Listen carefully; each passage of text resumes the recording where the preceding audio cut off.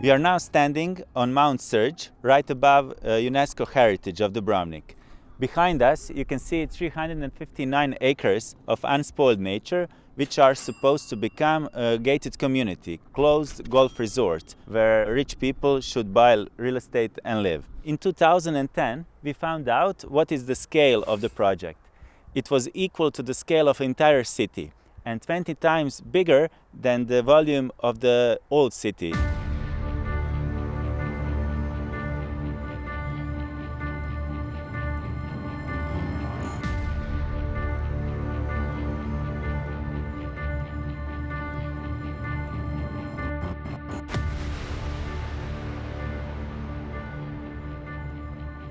Despite the facts that we already having, over-tourism, gentrification, our infrastructure falling apart, the investor expects that the people finance the entire infrastructure for this project.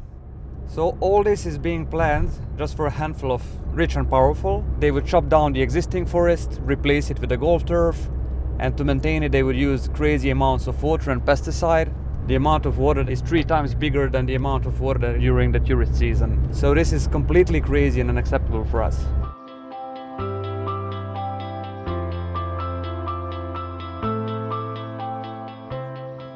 So I was born and raised in Dubrovnik, and I was born and raised on these streets. And if you ever visit Dubrovnik, you will see why we always loved Dubrovnik so much, why we are obsessed with it sometimes, and why we really care about its preservation and about its sustainable development. And that's why I joined in and was more active in citizen initiatives. They are called Surge is Ours, and these are wonderful people who give everything.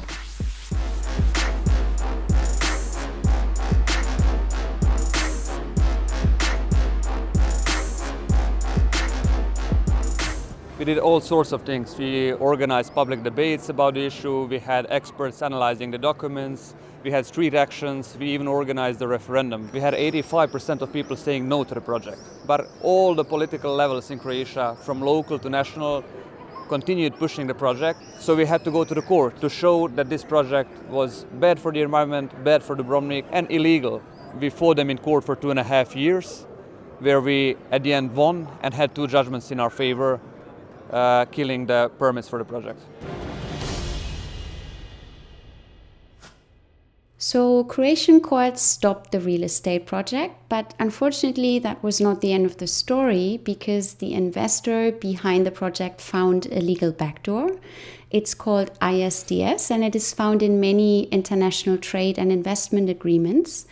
And under this ISDS regime, and with the help of a letterbox company in the Netherlands, the investor is now suing Croatia, claiming $500 million in compensation. This is quite a lot of money that Croatian taxpayers might have to pay. As a teacher, I try to teach kids about values, about how to be active citizens and respect the laws. And I cannot understand how something like this can exist despite all our efforts, despite all our court decisions and wins, despite the referendum will of the citizens. Now some 3 foreign arbiters will decide, and we will not have a say about what's happening with our future. This is just one of nearly 1,000 ISDS cases from around the world which we know of. And in many cases, corporations indeed use ISDS to bypass decisions by domestic courts and to undermine democratic processes, like in Dubrovnik, where people rejected a project that would have only been in the interest of a tiny elite. We are already seeing effects of this arbitration, because as soon as the arbitration claim was submitted, the state issued new permits for the investor, which were identical to the permits which were already annulled by the courts. As if this wasn't enough, the investor sued us in an attempt to silence our critique of this practice, which we call racketeering, where they want an amount which is capable of shutting down our environmental organization. I think the arbitration process actually came because we were too powerful for them, and they couldn't imagine any other way to destroy us. This has been a 14-year-long struggle. Now with the arbitration, it's a bit more complicated. But in the end, what we want to say is that we will never give up, because Surge is ours.